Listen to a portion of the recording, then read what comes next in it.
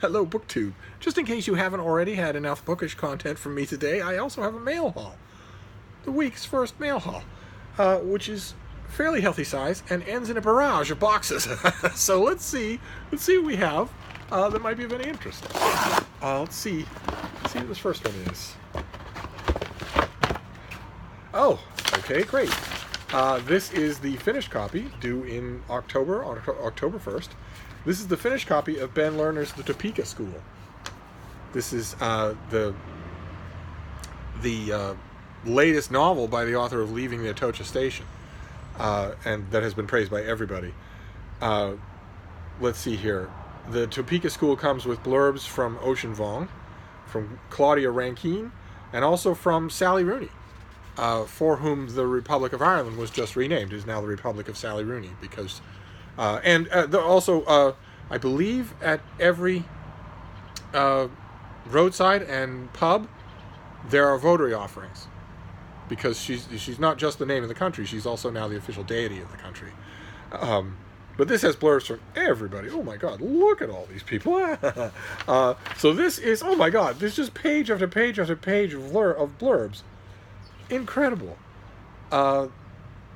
Okay, well, great. A lot of these people I know, and a lot of them, I respect their opinions. Not all of them, but some. Great. So let's see here. Do we have, in addition to all of these hosannas of praise, do we have anything in the way of a plot description? No, we do not. Okay. Well, the book will have it. So let's see here. Adam Gordon is a senior at Topeka High School, class of '97. His mother, Jane, is a famous feminist author. His father, Jonathan, is an expert at getting lost boys to open up. They both work at a psychiatric clinic that has attracted staff and patients from around the world.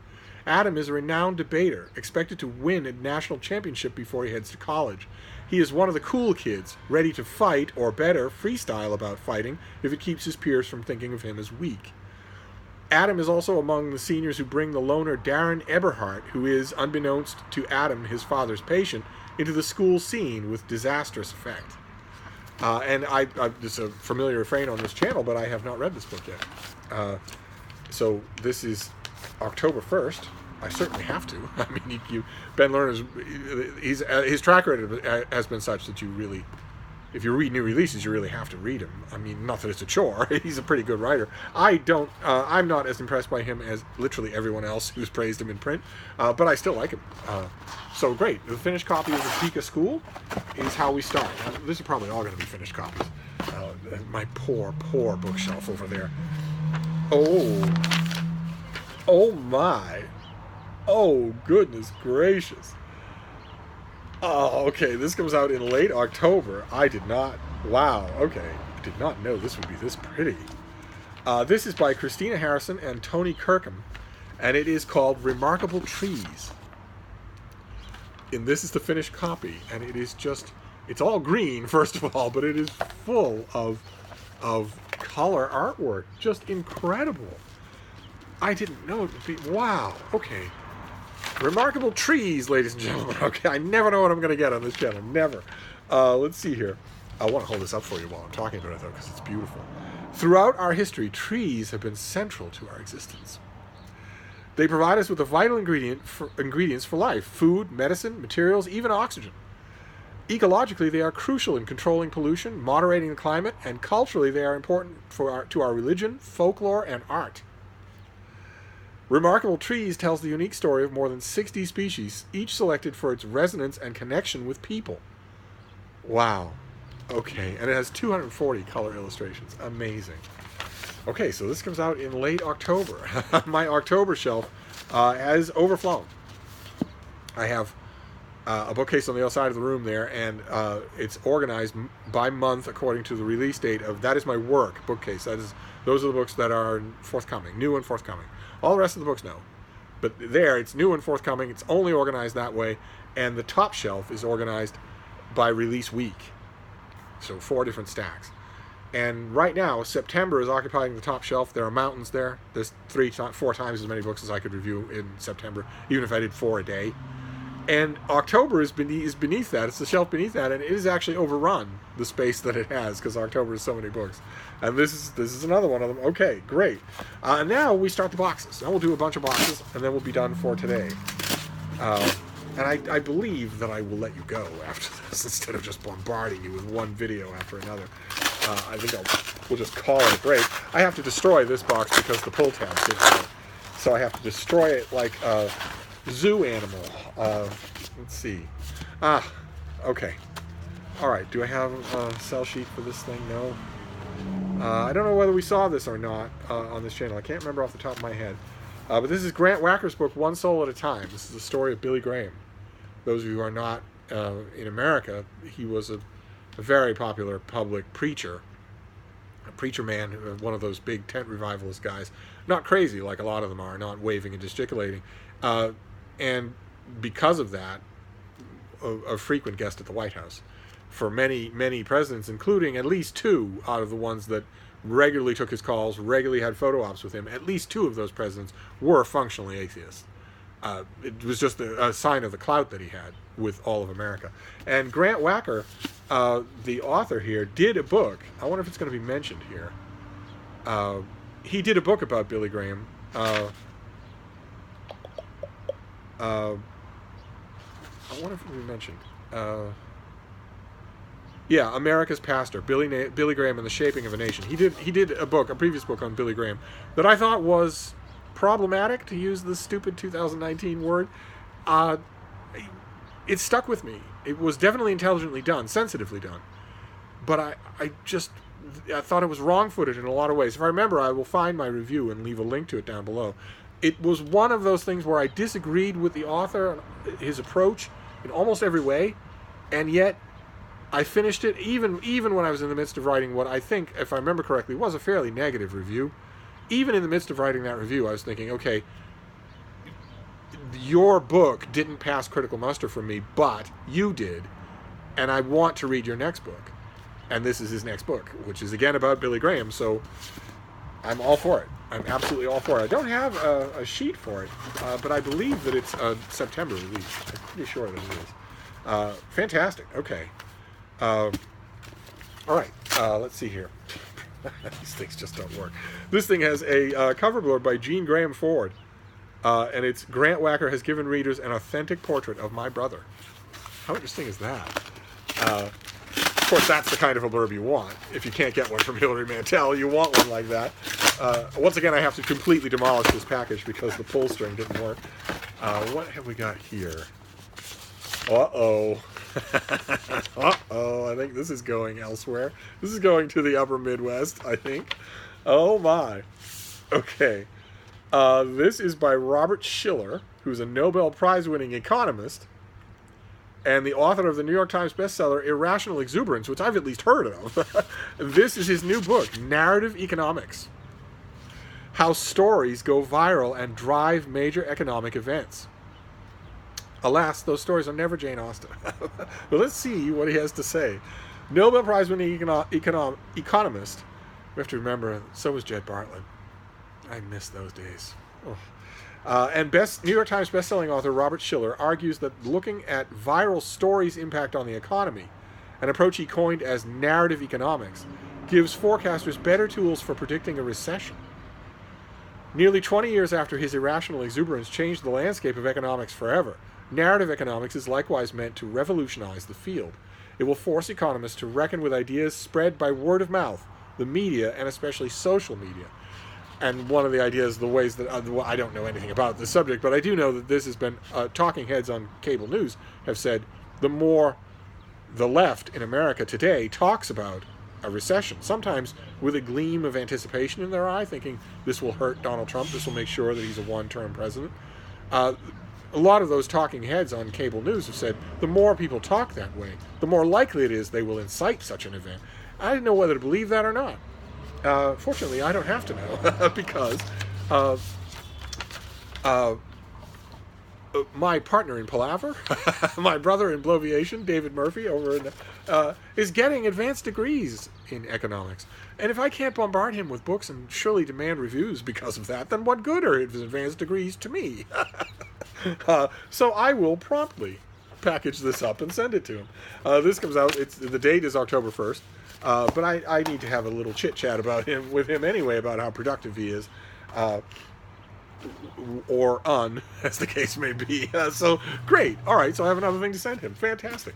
Always nice to have a specialist on your Rolodex, even if they don't write as often as you would like.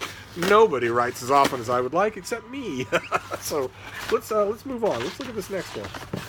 Oh, my. All right, there's another box. Then we have one more box to go, but the last box is big. Okay. All right. This we saw already. I believe we saw this already. This is from Cornell.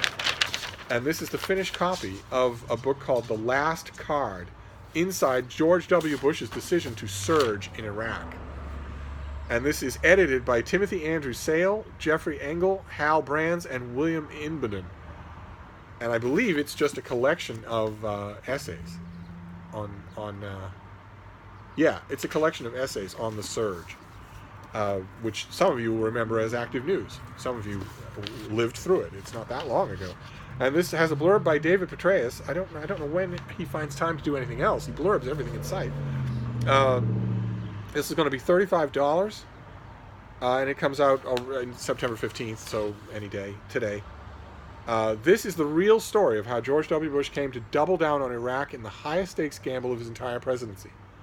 Drawing on extensive interviews with nearly 30 senior officials, including President Bush himself, The Last Card offers an unprecedented look into the process by which President Bush overruled much of the military leadership and many of his trusted advisors, and authorized the deployment of roughly 30,000 additional troops to the war zone in a bid to save Iraq from collapse in 2007.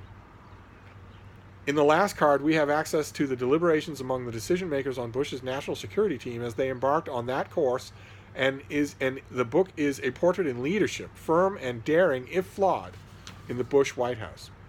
So this is a live ammunition thing. This is a live subject. For most of the readers of this book, it's going to be memory as well as history. That's awful tricky to do. Awful tricky to do. I get the impression, I haven't studied the man in the detail that I've studied most of his predecessors, but I get the impression that for all of his faults, George W. Bush would be a little impatient with an account that let him off the hook. That was where if authors went to him, in Texas or wherever he is, and said, we'd like your cooperation, and in exchange we'll make sure there's a favorable assessment of your role. I get the impression that he wouldn't really like that and might not agree to it. I could be wrong, completely wrong about that, but if I'm right, then it betokens well for future histories of him, future histories of the man. The personal perspectives of men and women who served in the White House, Foggy Bottom, the Pentagon, and in Baghdad are complemented by critical assessments written by leading scholars in the field of international security. Fantastic. Fantastic.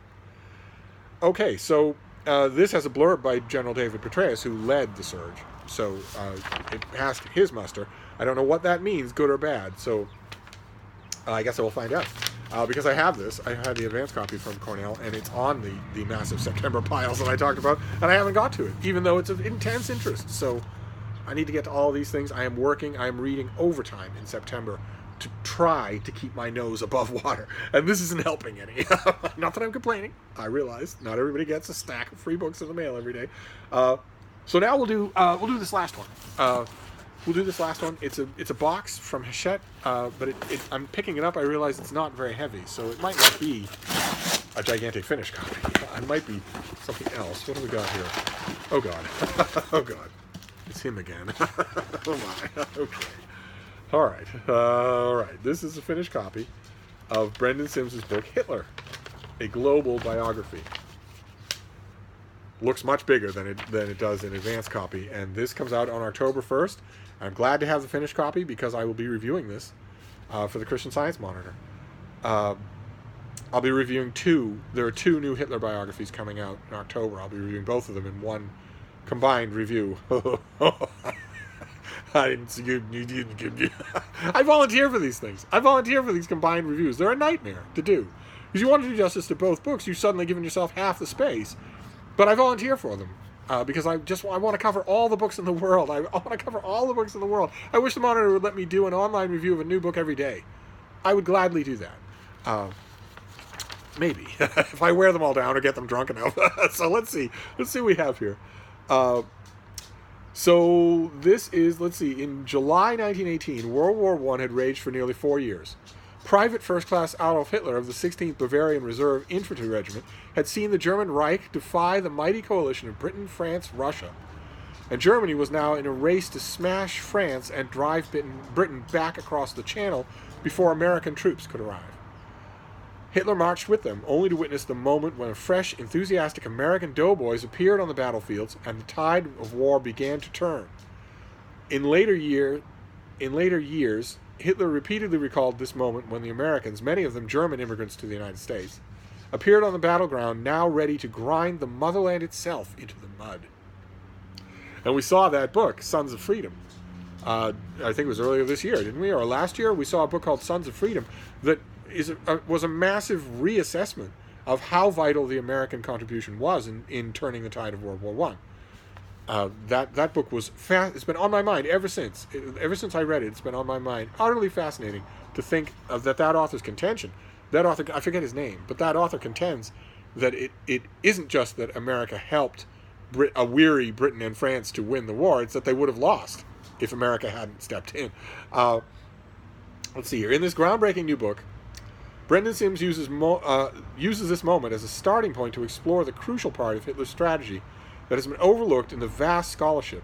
In this radically revisionist biography, Sims argues that Hitler's main strategic enemy from the start was Anglo-America, rather than the Soviet Union, and that Hitler's view of the German Volk, which led to the purging of Jews and other undesirables, reflected a sense of inferiority compared to Anglo-Saxons.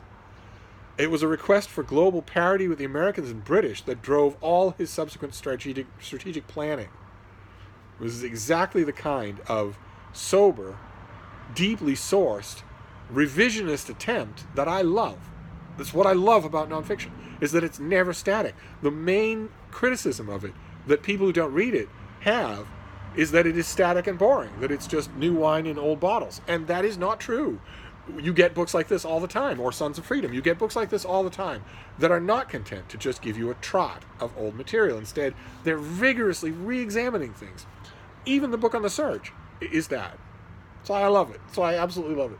Nonfiction November. Can't get here fast enough for Steve. Drawing on a rich range of sources, but avoiding overused sources that can't be verified. Sims brilliantly reinterprets Hitler's ideas about the world and how they motivated his actions. Whereas most historians have argued that Hitler underestimated the American threat, Sims shows that Hitler embarked on a preemptive campaign with the United States precisely because he considered it such a potent adversary. It's a question that has plagued Hitler studies. Why did he declare war on the United States? Just because the United States declared war on Japan, why did he do it? And this author has a new idea about that.